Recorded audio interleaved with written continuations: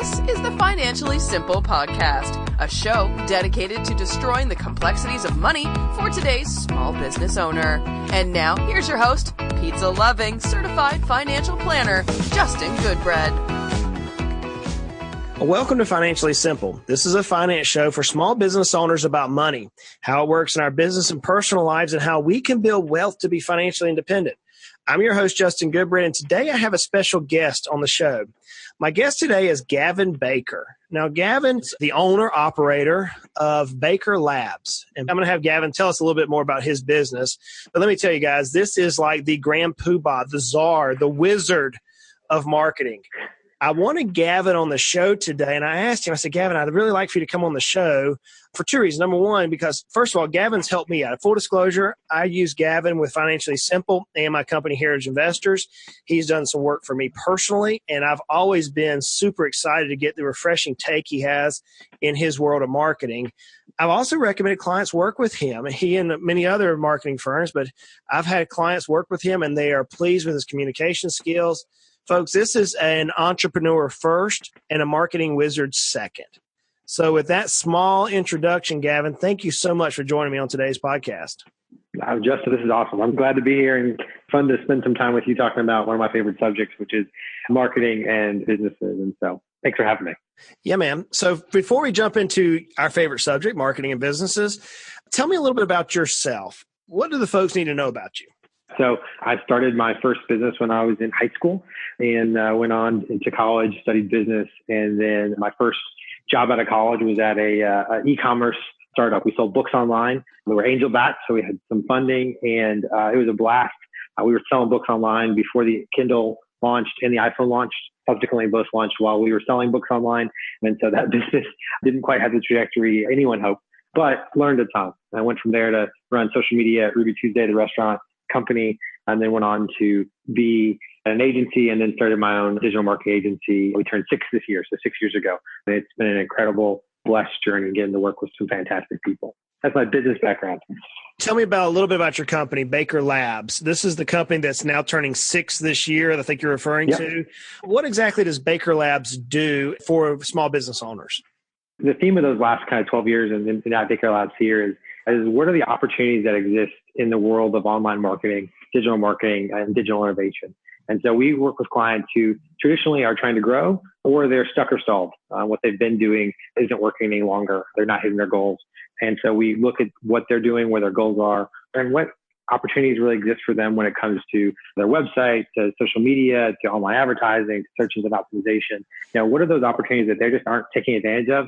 Maybe because they can't see the opportunities, or in some cases they can see them, but they just haven't been able to execute and put the pieces in place. And so our team comes together to identify those, show them a path, and then also move down that path to get it done. It's a lot of fun to work with them and see the growth happen and see the activities just impact their business. So your primary focus then is in the digital marketing space, not the traditional print style marketing space like newspapers, magazines. You're mostly online is what you're dealing with. Yeah, that's correct. We still deal with the core basics of marketing. So what is your product? What is your messaging? All of those elements, because those all transfer to digital for sure. But, our output is going to be really focused on the digital side. And so, clients are not asking us for postcards or billboards or TV commercials or those kinds of things. Ours are all, let's make sure that online marketing is driving you the results you should expect. So that kind of begs the question, what is online marketing? Can you unpack that box as detailed as possible for me? Yeah, well, detailed as possible. We could go for days because, I teach classes over at the University of Tennessee on this topic. So we got details. But in general, to keep it kind of simple, online marketing is the idea of buyers buy, consumers search differently than they used to. Right. So the last 15, 20 years, everything's changed with the advent of the internet and essentially carrying the internet around in our pocket. And so online marketing is how do you basically as a business get found online? And that could be on search engines like Google. That could be on social media like Facebook. That could be a really good, solid website presence that helps someone who comes to your site understand who you are, what you can do for them, and how they can take the next step with you. Those are kind of the core tenets of online marketing. And even now, as we grow, As consumers change, reviews are becoming even more important. So what do your Google reviews say about you, or your Yelp reviews, or Facebook reviews, those kinds of things? So, Gavin, one of the things that I often hear from business owners whenever we first start, and we're primarily focused on startup businesses today, and we can deal with more advanced techniques for applied business. In fact, that's going to be our next little small series, is how to grow a business. But in a startup business, many times business owners are like, Justin, I need a website. And perhaps that's true, and perhaps that's not true, depending on the what ifs that you and I will probably talk about many times today.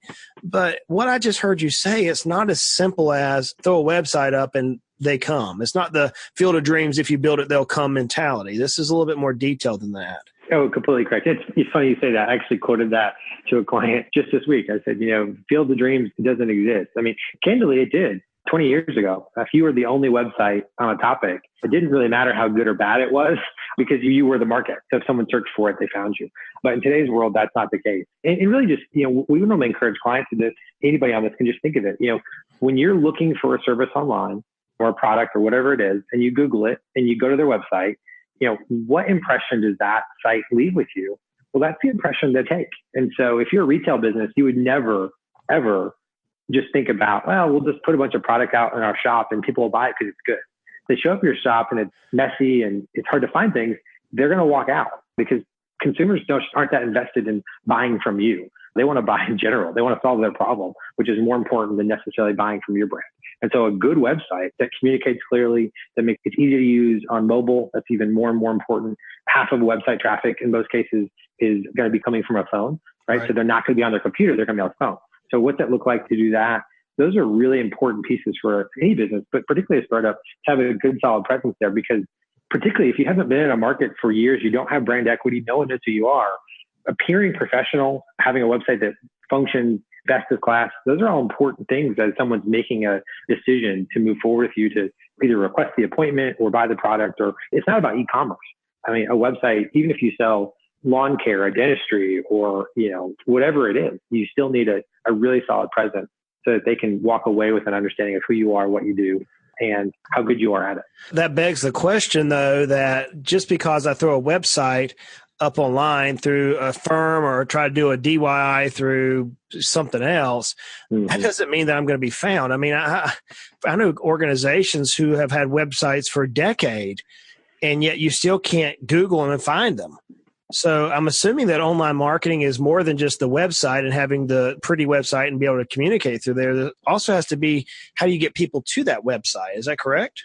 Yeah, that's completely correct. So getting people to the site, building it just isn't enough. And so what you're kind of talking about is there's kind of a couple ways to get someone to a website. If we think digitally, you've got search engine optimization, which for all intents and purposes is just people going to Google and you showing up there. You've got online advertising. So you can also pay Google to have your website show up, or pay Facebook for ads towards different audiences. Or you can do things like social media posting that's organic, where you post and they come to your Facebook page and then that traffic drives you over. Or you can do things like you're doing with this podcast, right? You can create a podcast and then have traffic that is generated off of that. But hold on a second. Hang on. I'm gonna cut you in there, because you just gave 4 different things, and I want to spend a little bit of time on each of those things. Okay. Sure. Yeah. And I'm going to write these down. You went search engine optimization. That's a cliched term. I also hear people say SEO. I want to talk about that a little bit. You said paid advertising. You mentioned Google and Facebook. You mentioned social media impact, which is, you said organic is the word you used there. So I want to talk about that a little bit more. And then you said content. I think you didn't say creation, but I think you were going to say creation before I cut you off. Yeah. So creation of good content, like a podcast or blog posts or videos or things like that. Can we just for a second talk about each of those, maybe 2 minutes on each of those topics and why they're important? Yeah, sure. Yeah. Okay. Start with SEO, search engine optimization. Why is it important? What is it? And let's talk about that for a second. Yeah, search engine optimization, or SEO for short. So this is what, when you go to Google and you type in any phrase, right? It could be a question. It could be you're looking for something, whatever you're searching for. That is the cornerstone of online marketing, which is search engine optimization, or SEO.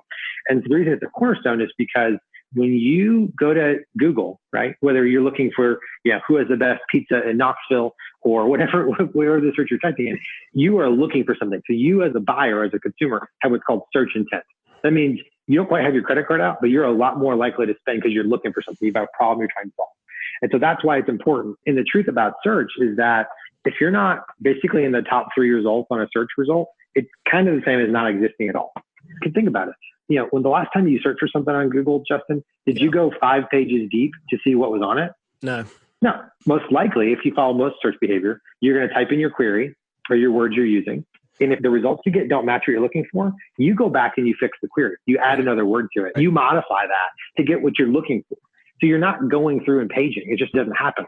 And so that's why search optimization matters, is because you're taking those search results and then you're actively doing efforts to your website to make Google rank your website better. Now, real quick note on search, Google is 82% of the search market. So it's, for all intents and purposes, the only one that is really going to matter for most businesses.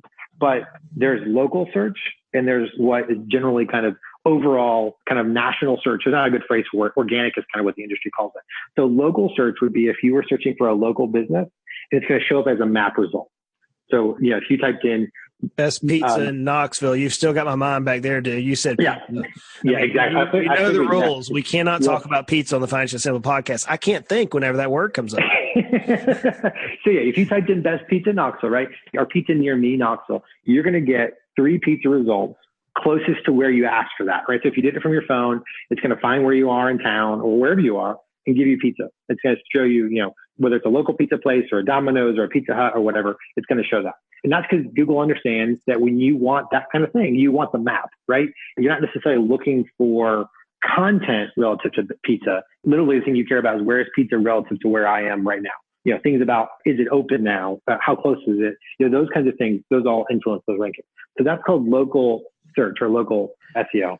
So let me repeat what you just said so I can wrap a bow around that. And let's move to search engine marketing, right. I think is what you said second. Search engine optimization is where we're creating the page of the site to match what I would be or what the searcher is trying to find, trying to make sure that the text we write into Google matches the page so that we appear in the top search results. Is that a simplified way to say that? That's a simplified way to say that. And then it's showcased in 2 different ways. For local SEO, which is those map results, which has more to do with your location and your address and all those things being optimized. And then what you're more leaning towards is the results go to the pages. That ties into what kind of content. So if you left here and searched it, if you typed in pizza near me or something like that, you would get the map result. And then below that, you would actually get pages that were optimized for pizza in Knoxville or wherever part of the country you're in and you're searching about. So it's a both and. But for local businesses, local SEO matters because if your hours aren't correct or your location's not correct or those kinds of things, you're not going to show up. And really, that's the searcher you want. If you're a local business and they're searching for something around you, you want them to show up and walk into your location because of that. Beyond that, which is what we're calling organic. And let me make a quick note here. I had a client say this one. So online vernacular, we try to stay away from jargon because jargon is confusing. But if you were to ever, look online for more information, the word organic is probably a good proxy for free traffic. So organic search traffic means you're not paying for that click. You're not paying for it. Now, I had a client who said that's kind of confusing because at the grocery store, organic costs more money. And that is true. At the organic grocery store, organic things cost more money. But online, both on Facebook and on Google, organic means you're doing some activity, but you're not paying the company, Facebook or Google, we use those examples, any money. It's organic ranking. Whereas like paid search, which is called Google AdWords, you're actually paying Google every time somebody clicks a link.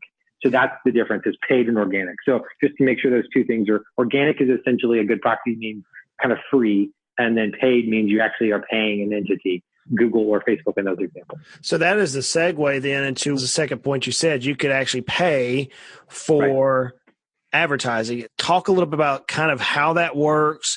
What's it cost? Obviously, we don't have a lot of time to go. I mean, we could spend hours on each of these topics, I'm sure, with your knowledge. But from a 2-minute conversation, what is that paid advertising like with Facebook and Google you've mentioned?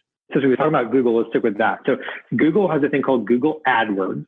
And if you look at a normal search result, there's going to be links that say promotion or advertisement. And depending on what you do, but they're normally going to be the top, the bottom, the side. Those are all ads. So someone is paying every time you click that. And so for our clients who are a startup business, if you can afford the budget, the quickest way to show up on Google results is going to be to buy ads, because you can get ahead of the line, right? If you're not showing up at all, you can say, great, I'll pay you $3 to click Google for this every time someone clicks it. And that will show up amongst other people who are also willing to pay. And you could jump ahead of people who aren't saying they want to pay them. So those are ads. Facebook ads work a little bit differently. Facebook, you don't have search intent. So we normally tell people when you go to Google, you are looking for something. When you go to social media, Facebook specifically, you're looking for anything, right? You're in the grocery store checkout line. I got you. You got 10 people in front of you. You're not really looking for anything specific. You're just looking for something to pass the time. So Facebook ads are targeted to individuals.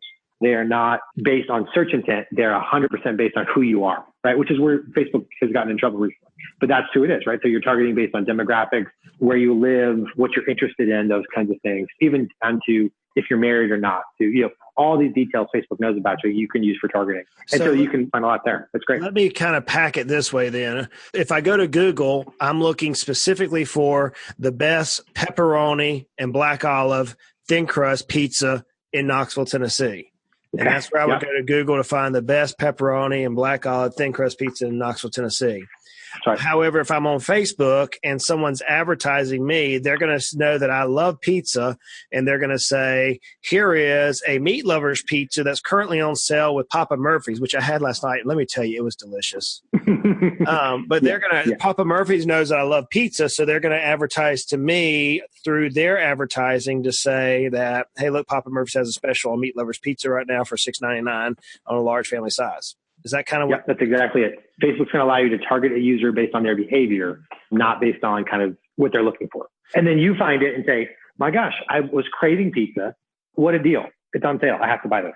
And so it doesn't feel like an ad to you at that point. It feels like it's helping you out. Like you're discovering something. Yeah, it's helping my waist get bigger, dude. That's what it's doing. I'm going to have to get out and run some more. It's delicious in the process. It's well worth it. So that leads me to the third thing you said is, so you mentioned Facebook. And so that's what you were talking about, organic social media. Is that same concept then? We just already hit that point. Is that correct? Well, so that's an ad on Facebook. Organic posting on Facebook would be your financially simple Facebook page. When you post, hey, there's a new episode, or hey, here's an article we wrote, or this is what's going, 3 simple tips to make sure that your finances are in order, as you start a business. Those are the postings that come from your page and show up in your news feed. So basically on Facebook, you can show up in the news feed, or you can show up as an ad. That's the distinction across the board, is you're going to have free things you can do, and you can have things that you can pay to play, if you will. Okay. You are listening to Financially Simple, destroying the complexities of money for today's small business owner. So the last thing you said was content creation, and you mentioned podcasts, and you mentioned ebook just now. Mm-hmm. What are the types of content creations? And maybe you can rattle them off real fast. Maybe you have to think about it. What are the most common types of content creation that people do to market their business online? Yeah, there's tons. And I'll rattle a few of them off. You've got ebooks, which are just downloadable PDFs a user can download that are useful to them. We normally recommend you ask for their email address, kind of in exchange for that ebook. There are things like checklists, so that which could also be a downloadable PDF.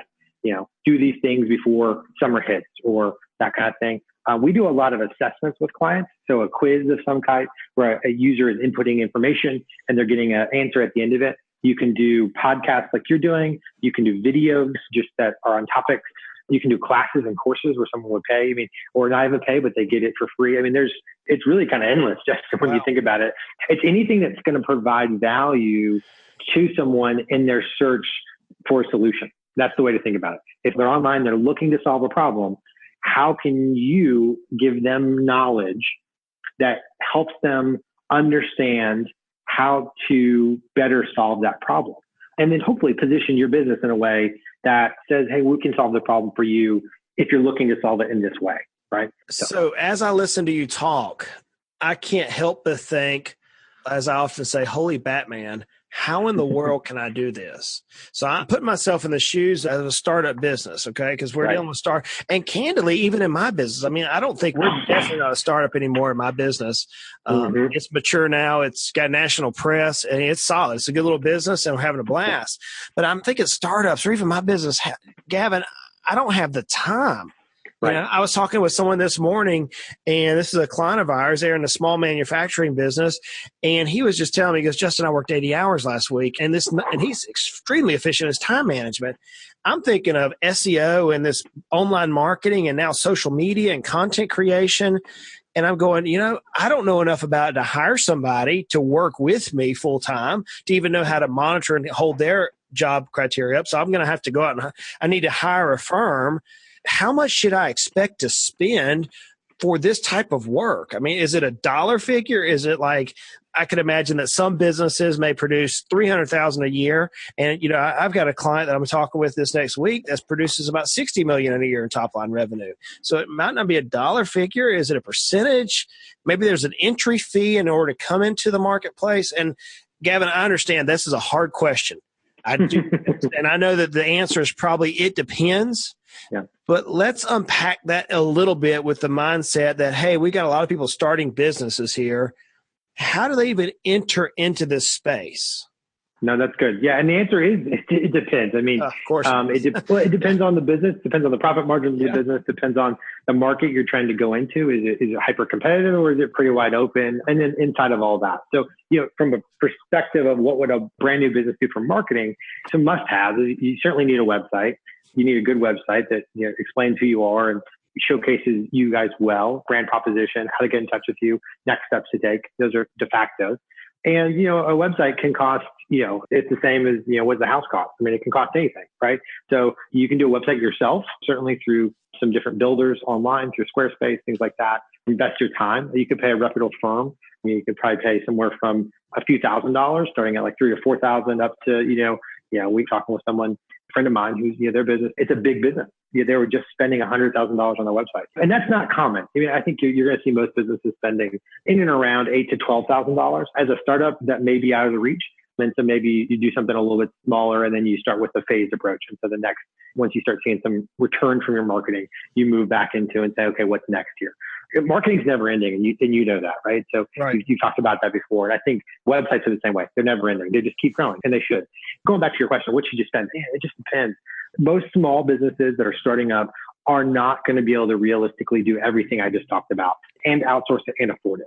And that's just because we talked about four things. I mean, you could easily be spending a couple $1,000s a month just on advertising, and then someone to manage it, you got to pay them. And so those costs can add up pretty quickly by the time you start doing SEO work and you start doing posting and all that kind of stuff. What most businesses should look at doing though, as they're starting up, is they should have a marketing plan. They should build a plan. They should say, how are we going to approach the market? What do we need to do? And then they should work that plan. And so in terms of what that could cost, I mean, for some businesses, that could mean they're spending $30,000 a year. It could mean they're spending $5,000 a year. It could mean they're spending $300,000 a year. Or in the case of your $60 million client you just talked about, I mean, honestly, percentage-wise, they should probably be spending at least 5% of their budget, depending on their industry. I don't know what it is. Right. But I mean, if they're a normal, they should be spending 5 to 10% just to maintain market presence. Because a $60 million business, if they lose 10% in one quarter, they're losing millions of dollars that they probably could be protecting just by making sure the market was aware of them, continue to stay aware of them. So what I just heard, I think, is probably some wisdom that I think everybody needs to listen to. And it's used a P word. And it wasn't pizza this time, which is obviously wise. It was plan. And, you know, I've done episodes here. I've written many ebooks about how to create a business plan, et cetera. And in a business plan, one of the things is a marketing plan. Mm-hmm. And the problem is, Gavin, is that candidly, I don't know how to do a good marketing plan if I'm the average business owner. So is that something that I could come to a marketing firm and say, you know what, I'm starting up a business, or I'm in my first 2 years of business. I have a little bit of cash. I have $700 a month or $1,000 a month that I can spend on marketing. What is the most efficient way for me to spend this money? And maybe out of that dollars, I could get a very basic business card style website. But more importantly, I have a plan in place from a professional who can show me how to grow my business. Is that even viable? Do firms even do that? Oh, yeah, we do that all the time. We do, consultations with folks where it's just what do you see for my market? What should I be looking at? What should I be spending? And it's that, because that's where we drive, honestly. We can say, here are all the things you don't know about and you can't afford to spend the time to learn them, let us kind of show you the opportunities and kind of educate you on what it might look like. And any budget's okay, relatively speaking. Now, you can't outsource for any budget because that won't work. But you can have any budget from a marketing perspective, for sure. And most people are under-investing in marketing, not over-investing. And the hard part is because it's the thing that drives the sale. It's not necessarily a thing. You don't put $1,000 into marketing a day and I wouldn't give you $2,000 back tomorrow. Like, that's not how it works. You get $1,000 a day, and then maybe 3-4 months down the road, you've earned that back 2, 3, 4-fold. Maybe it's a year later. Depends on, search engine optimization can be a very long-term strategy. It can be very important, but it can be very long-term. And so you have to be willing to do that. And, one of the most common failures we see in any business, and certainly entrepreneurs, and entrepreneurs are no exception to this, right? We like the next big thing. We like shiny stuff, right? And so we move on to the next thing before we've given the current thing time to grow or even prove value. And so let's just say, take an example of a business that loved marketing ideas. And so someone comes to them and pitches them on doing 20 different videos of their business, interviewing the owner and various people. They say, great. And they do 20 videos, and that's going to be a 60 to 90 day program. And if it works, they're going to do another 20, and they do the first 10, and then they get busy, and then they put them up there. And then 90 days later, the owner says, that's just not worth it. It's not working. And let's move on to the next thing. Let's redo the website. Let's do a postcard. Let's do this stuff. And the problem is it's not strategic, and it's not even a plan. It's just following willy-nilly. What's surprising is they end up frustrated with marketing or saying, hey, marketing doesn't work, right? I'm sure you've heard that. Hey, marketing doesn't work. I'm going to cut costs next year. I'm going to cut marketing. And then undoubtedly what happens is when you cut marketing, it's never immediate. It's normally a trail. There's a trailing effect. And 3 months later, surprisingly, sales are down. Why are sales down? Because marketing got cut. And it's normally, we cut marketing by 20% or 30% and sales are down by 50%. There's an oversized impact. Then at some point, that can be the major problem because you can't recover, right? You cut too deep and you don't have the funds to dig yourself back out. And so to your point, the reason people moved online, that's something we didn't talk about, is because it's more efficient, right? A local TV ad, a local billboard, those are normally long-term things to do and you can't measure them as well. Whereas an online ad, if we could spin up an online ad right now for Financially Simple, target business owners on Facebook, and we could run it for 3 days, we could spend $1,000 and you could know how many people click that ad, right? And you could see that. And that's the beauty of online advertising, is you can actually see the impact of it and understand, hey, this is working or not. That's some really good insight. And, man, Gavin, I wish I had all the time in the world to unpack all these things. And perhaps we need to have you back for a second episode on even to dig into each one of these things individually. But I'm going to ask you a very hard question, and I'm going to come back while you think about this and just reiterate what you just said on some of the recordings. But let me give you the question first. My question to you is this. What is the one question you wish that prospective customers would ask you concerning marketing? That's the hard one. That's a hard question. I know that. So I want you to think about that for a little bit. And I'm going to go back and reiterate something that you just said. And that is, marketing is not a leading indicator. It is actually kind of hard to even notice. We expect in business for us to go out and drop $100,000 or $50,000 or $10,000 and immediately expect 100% return, $20,000 back. I just think that's a flawed thinking. For example, and I gave this in the episode that was released 3 weeks ago now. I think it was the startup marketing statistics, so the difference between marketing and advertising. But Apple, everybody on the planet knows who Apple is just about. And if they're not, they're probably, no offense, they're probably in a rainforest, or they're probably in the middle of the desert. I was looking at a video in Nigeria in the middle of nowhere. These kids had Apple iPhones in their hands. They were connected. But yet Apple spent $1.8 billion in marketing. So it's illogical to think that small business owners aren't going to spend any dollars and try to compete with other markets or other businesses which are vying for the same customer base, and yet they're devoting dollars to marketing. So to me, it's not a choice. It's a requirement. We have to have marketing dollars as much as reasonable out of the business. And it's not necessarily a percentage. It's not necessarily a dollar amount. We have to dedicate some dollars to that, folks. So I say that for two reasons. Number one, because you'll hear me say it over and over again, marketing is key. Number two, I wanted Gavin to have a chance to think about my question. So I'm going to circle back around that question now. Gavin, what is that one question that you wish prospective customers would ask you? You're the marketing professional. What's the heart of the matter that you wish people would ask you? I was thinking through our last 3 or 4 different presentations we've made to people. And we always get those questions. What's it cost? Why does it cost that? What can we expect from results? But I think the thing that I wish people would ask is, why do you do this? Why? Not necessarily even why should I do this, but why do you do this? Why do you guys believe in this? Why do you think it matters? And here's why. At the end of the day, Justin, whether you hire somebody like us or you hire a friend or you hire somebody internally to do your marketing, the thing that you have to believe as a business owner is you have to understand and believe that they have your best in mind, because it comes down to trust, right? You're going to give me, in our normal arrangement, you're going to give me thousands of dollars and believe that what I'm telling you is going to produce back to you a return on those thousands. But you need to believe that. And that's not going to come from most small business people, most entrepreneurs, particularly startup entrepreneurs. It's not going to come from numbers. It's not going to come from case studies, because all those things, we have all those things too, but no one really believes those things. They need to believe you. And so I wish they would ask the why. Why do you do this? Why do you think these things matter? Because ultimately they have to trust you. And the same is true in your relationships, right? They have to trust that you have their best in mind. And when you advise them on a decision, it's for them, and that they have to believe your framework. That's what I would say is the why, because it's all important. But ultimately you're sitting down across the table from someone and you're going to link arms with them, hopefully for a year or 2 or 3, or you're trusting them all with how do we grow this business together? And so you need to believe that they are waking up thinking about you and have that when they make a recommendation, it's not in their interest, but it's in your best interest. Man, that's powerful, Gavin. That's very powerful. So, we're out of time here. Let me ask you one last question. I know that you work with customers nationally, and obviously we're not here to solicit our own businesses. We're here to provide education. But let's say somebody does have a follow-up question for you, or they say, I'd like to understand a little bit more about this SEM. How could the listeners reach you? What's the best way for them to get a hold of you?